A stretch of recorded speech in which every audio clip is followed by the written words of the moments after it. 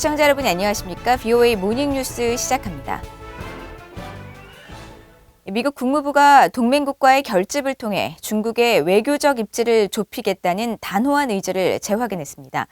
중국이 반외국 제재법으로 전방위적인 보복 대응을 예고한 데 대해서도 개의치 않겠다면서 제재를 총동원할 것이라고 압박했습니다.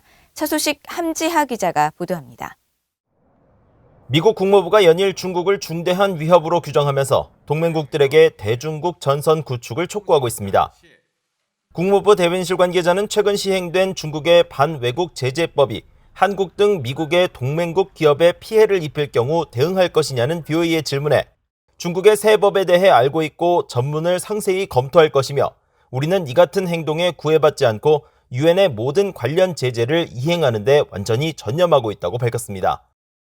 중국 최고 입법기구인 전인대 상무위원회는 지난 10일 처리한 반외국 제재법을 통해 서방국가 제재에 동조하는 기업과 개인에 대해 비자 발급이나 입국을 거부하고 추방과 자산 압류 등을 할 수 있도록 했습니다. 또 해당 기업이나 개인은 물론 그 배우자나 친인척까지도 제재 대상에 넣는 방안이 포함됐으며 서방국가의 제재를 받는 중국 기업이나 개인들은 재판을 청구하거나 손실배상도 요청할 수 있도록 했습니다. 이 때문에 중국의 반외국 제재법 시행으로 보복 제재가 현실화되고 중국에서 활동하는 미국 등 서방 기업들은 물론 한국의 주요 기업들도 타격이 불가피할 것이란 전망이 나왔습니다. 국무부는 구체적으로 삼성 등 한국 기업이 중국의 반외국 제재법 대상이 될 경우 어떤 지원을 할 것이냐는 질문에는 답하지 않으면서도 중국이 미한 정상회담 이후 한국에 잇따라 경고 메시지를 내고 있는 데 대해서는 분명한 입장을 나타냈습니다. 국무부 관계자는 우리는 규칙에 기반한 국제 질서에 가하는 중국의 도전을 다루기 위해 동맹 파트너 국가들과 함께 일하는 데 전념하고 있다면서 동맹과 함께 중국의 위협에 맞설 것이란 의지를 강력히 시사했습니다. 앞서 중국은 지난달 21일 열린 미한 정상회담 공동성명에서 타이완과 남중국해 문제 등이 언급되자 내정 간섭이라며 용납할 수 없다고 반발했고 왕이 중국 외교부장은 지난 9일 정용 한국 외교부 장관과 통화하면서 미국의 인도태평양 전략은 냉전적 사고로 집단 대결을 부추긴다며 한국을 향해 옳고 그름을 파악해 편향된 장단에 휩쓸리지 말라고 요구했습니다. 국무부 관계자는 미국에 휩쓸리지 말라고 한국에 요구한 왕 외교부장의 발언에 대한 논평 요청에 중국은 우리의 안보와 번영, 공동가치에 도전하고 있다며 집단적인 힘을 가진 위치에서 중국을 다룰 수 있도록 우리의 파트너들과 함께 일하는 것이 필요하다고 답했습니다. 앞서 국무부 관계자는 지난달 23일에도 VOA에 중국의 악의적 행동에 맞서는 국가들이 점점 많아지고 있다며 규칙에 기반한 국제체제를 훼손하려는 중국의 시도에 대한 그들의 우려에 공감한다고 설명했습니다. VOA 뉴스 함지하입니다. 북한의 김정은 국무위원장이 노동당 전원회의에서 한반도 정세의 안정적 관리를 강조하며 미국과 대화와 대결을 모두 준비해야 한다고 말한 것으로 전해졌습니다. 조 바이든 행정부에 대한 김 위원장의 첫 공식 메시지인데 한국 내 전문가들 사이에서는 향후 미북 협상 재개 가능성과 함께 기존 입장을 반복한 것이라는 분석이 나옵니다. 조상진 기자가 보도합니다. 북한 조선중앙통신 등 관영 매체들은 18일 김정은 국무위원장이 노동당 전원회의 발언을 통해 국가의 존엄과 자주적 발전 이익을 수호하고 평화적 환경과 국가 안전 담보를 위해 대화와 대결에 모두 준비돼 있어야 하며 특히 대결에 더 빈틈없이 준비돼 있어야 한다고 강조했다고 밝혔습니다. 민간 연구기관인 아산정책연구원 차두연 박사는 김 위원장의 발언은 협상 복귀보다는 여전히 대결 의지에 방점을 두면서 자신들이 원하는 미국의 태도 변화가 없으면 대화에 나서지 않겠다는 기존 입장을 되풀이한 것으로 평가했습니다. 북한이 앞으로 상당 기간 동안은 자기 입장을 변화시키지 않고 미국과 이제 한국 그리고 국제사회가 어떻게 나오느냐에 따라서 태도를 결정하겠다는 거기 때문에요. 기존의 정책의 반복이라고도 볼 수 있는 동시에 내부적인 결속 쪽에 더 방점을 둔 지금 정책 방향이거든요. 그렇기 때문에 결국은 이 하반기에도 북한 변화가 먼저 이루어지지는 않을 것이라는 점을 전제로 할 때는 그 남북 관계하고 미북 협상의 타결 전망이 그렇게 밝다고 보기는 힘들죠. 박원곤 이화여대 북한학과 교수도 김 위원장의 발언은 정면 돌파전이라는 기본 노선의 연장선상에 있다면서 북한이 주장하는 미국의 대북 적대시 정책 우선 철회가 없으면 핵 무력 강화를 지속하겠다는 의지를 담은 것으로 보인다고 말했습니다. 북한이 이럴 경우에는 더 강경한 메시지를 갖고 끝까지 몰아붙인 다음에 확 그 국면을 전환하는 게 패턴인데, 이 코로나라는 변수가 들어가 있으니까 그거에 대한 고민이 좀 있다라는 생각은 분명히 있습니다. 코로나 상황을 생각한다면 자신들이 이 문을 열 수는 없죠. 근데 문을 안 열면 백신도 안 되고 근본적인 문제 해결 안 되고 식량난 어려워지고, 그 문을 열어야 되고, 그 균형점을 찾고 있다라고 생각이 되거든요. 반면 한국 정부 산하 국책연구기관인 통일연구원 홍민 박사는 한반도 정세 안정을 강조하고 미국을 직접 비난하지는 않았다는 점에서 북한이 열린 자세를 보이고 있다고 진단했습니다. 특히 이제 하노이 정상회담 이후에 계속적으로 유지해왔던 대북 적대시 정책이 철회된다라는 전제가 있어야지만 대화 테이블에 나오겠다는 그 전제 조건을 발언하지 않았다는 것. 이게 일단은 상당히 대화 쪽에 무게를 싣고 있지 않느냐라는 추측이 가능한 부분이라고 보여지고요. 그래서 전체적으로 미국에게 기회를 열어놓는 쪽으로 메시지가 나왔다라는 것이고요. 통일연구원 조한범 박사는 지난달 미한 정상회담을 전후로 남북 간 의미 있는 소통이 있었다고 한 박지원 한국 국가정보원장의 발언을 상기시키면서 향후 협상 재개를 위한 미북 또는 남북 간 물밑 접촉이 있을 것으로 내다봤습니다. 그러면서 북한이 경제난 타개를 위한 미국과의 협상 필요성을 느끼고 있는 것으로 보인다며 19일 한국을 방문하는 성김 미국 대북특별대표가 북한에 어떤 메시지를 보낼지도 주목해야 한다고 말했습니다. VOA 뉴스 조상진입니다. 성김 국무부 대북특별대표가 한국을 방문해 한반도 비핵화와 미한일 3국 공조 등을 논의한다고 미국 국무부가 밝혔습니다. 국무부는 17일 보도자료를 통해 성김 대표가 19일부터 23일까지 한국 서울을 방문할 예정이며, 이번 방안에서 노규덕 한국 외교부 한반도 평화교섭 본부장과 후나코시 다케이로 일본 외무성 아시아 대영주 국장과 함께 3자 협의에 참여한다고 밝혔습니다. 또 성킴 대표가 미국의 대북 정책 검토 결과를 논의하기 위해 다른 한국의 고위 관리들과 만나고 학계와 시민단체 관계자들과 관여할 것이며, 정박 국무부 대북특별부대표와 백악관 국가안보회의 인사도 동행한다고 설명했습니다.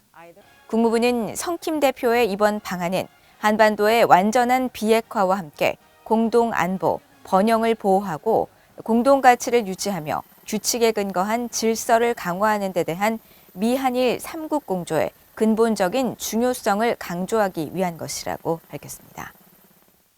일본과 독일의 외교 국방 당국자 간 2+2 실무 협의가 열려 북한 비핵화 등 한반도 정세와 자유롭고 열린 인도태평양 실현을 위한 방안 등을 논의했다고 일본 외무성이 밝혔습니다.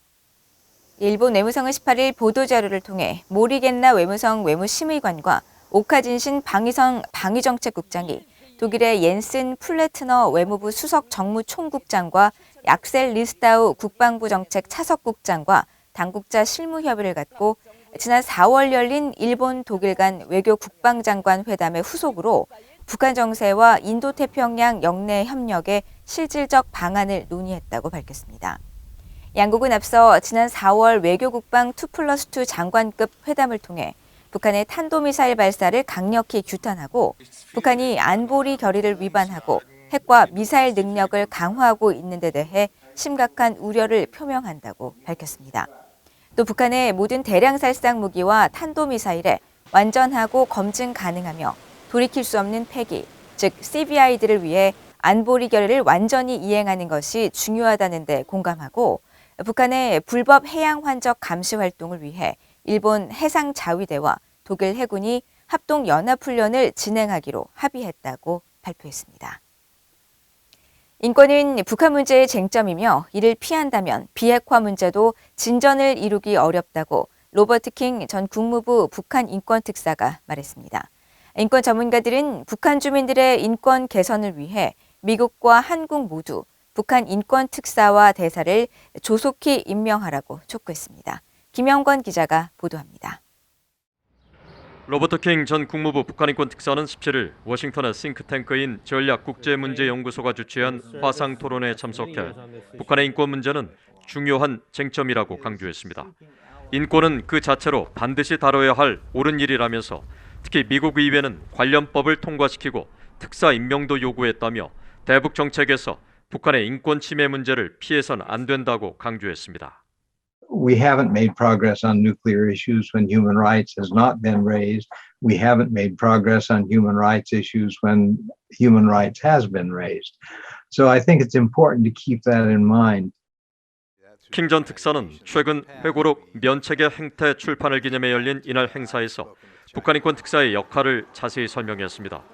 북한인권 특사는 북한의 인권 개선을 위해 동맹 등 다른 나라들의 지원과 협력을 도모하고 유엔과 유럽연합이 이 사안에 계속 초점을 맞추며 개선을 압박하도록 유용한 역할을 한다는 겁니다.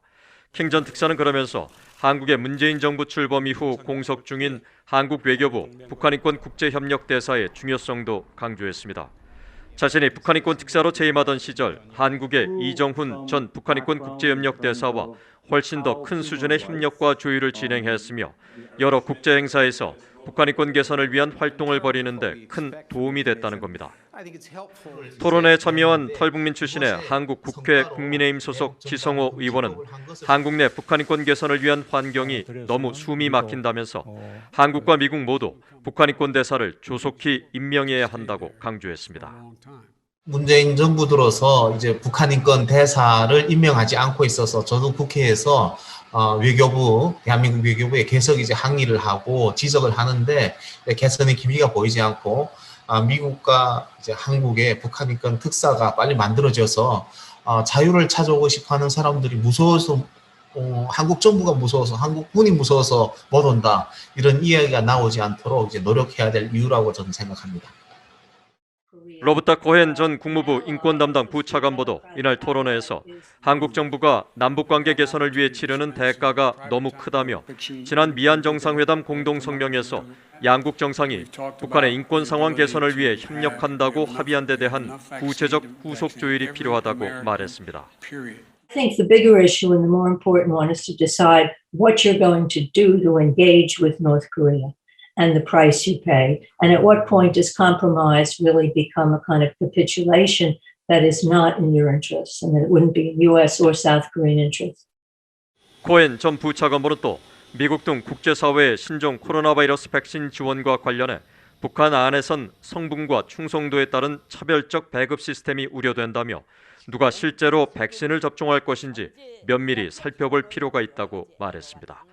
DN뉴스 김영걸입니다. 원전과 핵원료 원천 기술을 보유하고 있는 한국원자력연구원이 북한 해킹 조직의 사이버 공격을 받아 피해를 입었다는 주장이 제기됐습니다.